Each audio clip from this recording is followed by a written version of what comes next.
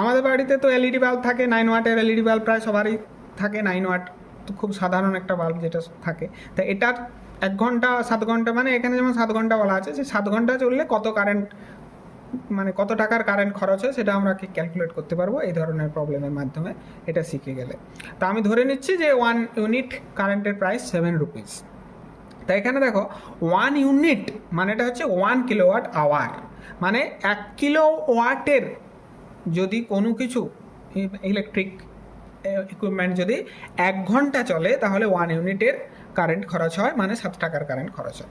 তো এখানে দেখো 9 ওয়াট বলা আছে, তা প্রথমে এটাকে কিলোওয়াট করে নিলাম, 0.009 কিলোওয়াট হয়ে গেল। এবারে দেখো যে 1 কিলোওয়াট যদি 1 ঘন্টা চলে তাহলে 1 ইউনিট পড়ে, তাহলে যদি 0.009 কিলোওয়াট 1 ঘন্টা চলে তাহলে 0.009 ইউনিট পড়বে।